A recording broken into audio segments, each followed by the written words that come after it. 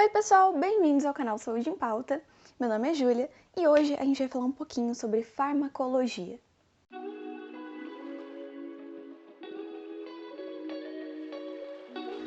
Bom, para começar, vocês lembram o esqueminha que foi quando eu falei sobre osteologia?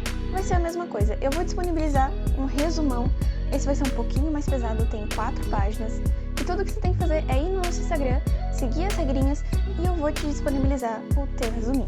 Bom, esse é um assunto mais complicadinho, então vamos por partes, ok? Eu te aconselho a tirar um print da tela porque vai aparecer uns quadrinhos aqui dos lados com as informações mais necessárias que você tem que guardar. Começando com o básico, simples. Farmacologia é o estudo dos fármacos e a gente vai dividir em 2 partes: farmacocinética e farmacodinâmica. A farmacocinética é como o fármaco vai se comportar dentro do teu corpo. E a farmacodinâmica é como o teu corpo vai lidar com o medicamento. Por enquanto, eu vou falar só sobre a farmacocinética. Mas Júlia, como é que o fármaco sabe onde dói quando eu tomo um analgésico, por exemplo? Simples, ele não sabe. Então, como é que a gente vai ter a nossa dor solucionada quando a gente toma um analgésico? Quando você toma o teu medicamento para dor, quando você toma um Advil, por exemplo, ele não sabe onde se ligar no teu corpo para fazer com que a dor passe. É quase como se ele saísse procurando por todo o teu corpo. Com licença, aqui dói.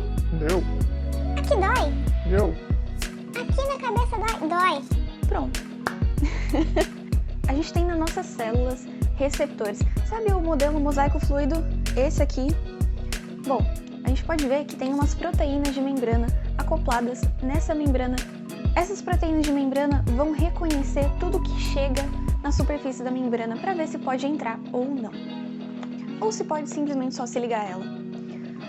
No caso do fármaco, se esse receptor for compatível com a molécula que está sendo apresentada, eles se ligam e a ação do analgésico ou do medicamento que você estiver usando, se ele for compatível, ele vai se ligar e realizar o seu efeito. Se não for compatível, ele não vai se ligar e simplesmente vai percorrer o seu caminho natural para a via sanguínea de volta ou para outros tecidos. Vamos falar um pouquinho sobre up and down regulation. Up regulation é referente a aumento de receptores. Vamos supor que você tem o costume, como eu, de tomar café. Café é bom demais, café é vida, e você toma muito café. Com esse aumento de substrato é a quantidade de moléculas que vão ser apresentadas para suas células. Quando você tem esse aumento de substrato, vão ser necessários mais receptores para poder realizar a ação. Portanto, o seu corpo vai produzir mais. E com essa superprodução de receptores, o efeito vai diminuir. É por isso que a gente tem a sensação de, mesmo bebendo litros e litros de café, não ter o mesmo efeito. Mas isso é reversível, ok? E aí que a gente entra na down regulation.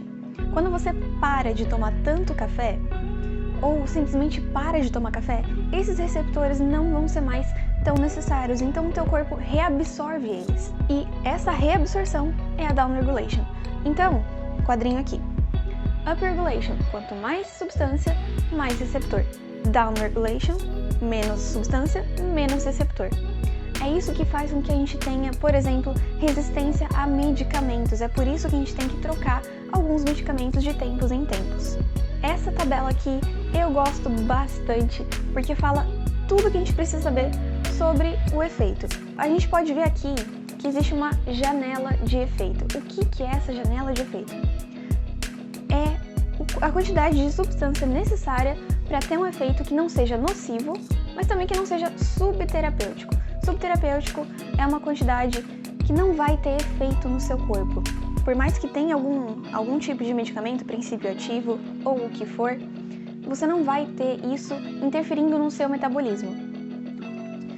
Se essa dosagem for maior do que o necessário, pode acontecer de ser tóxico, ou seja, as tuas células não vão saber lidar com isso e podem entrar em processo de lesão celular. Já percebeu que quando a gente toma, por exemplo, um analgésico, demora um pouquinho para ele fazer efeito? E esse é o diferencial de um medicamento para outro. alguns têm efeito mais rápido, e o que a gente chama de efeito mais rápido, na verdade, é uma latência menor. Latência é o período entre a sua ingestão e o início do efeito. Agora a gente vai ver o que acontece desde o momento da ingestão até a saída do fármaco do seu corpo, ok? Tem fármacos que a gente absorve via oral, via sublingual ou via retal. Depende da ação do fármaco e também do princípio ativo. Vamos pegar, por exemplo, a ingestão oral, que eu acho mais fácil de entender. O que vai acontecer? Ele vai descer pelo teu esôfago, vai chegar no seu estômago e lá ele vai sofrer a ação do suco gástrico, das enzimas responsáveis por quebrar substâncias e tudo isso. Alguns medicamentos têm a sua ação no estômago, alguns medicamentos têm a sua ação no intestino. E essa absorção em determinados pontos vai depender de que célula-alvo ele quer atingir. Seja qual for o caso, não importa, o medicamento, a substância contida no medicamento vai ter que ser transportada para o sangue, de onde ele vai poder se difundir para todo o corpo e achar o local de ação dele. Bom, ele vai passar pela circulação hepática, isso é muito importante. Então, quadrinho. Ele vai passar pela circulação hepática para ser metabolizado. Depois disso, ele passa para a circulação sistêmica, onde ele vai ir para a sua célula-alvo. Se a célula-alvo dele for o próprio fígado, beleza, chegou onde devia, vai ter a ação dele lá. Caso não seja, caso seja, por exemplo, músculos, ele vai indo pela corrente sanguínea até os capilares e então vai ser despejado nas células dos músculos, nos miócitos.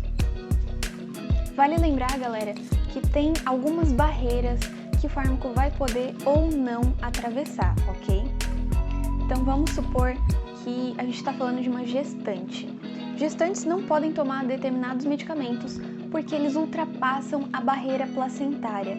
Então, parte desse medicamento pode acabar indo para o feto. Bom, galera, ainda faltam algumas coisas. Eu vou precisar fazer a parte 2. Então, fica ligado porque eu vou falar sobre células, os tipos de célula receptíveis ao medicamento, fração livre, biodisponibilidade, biotransformação, dosagem e outras coisas. Então, não perca. Parte 2, quarta-feira. Não se esqueçam, eu vou ficando por aqui. Você tem outros 2 vídeos na tela para você escolher. E é isso.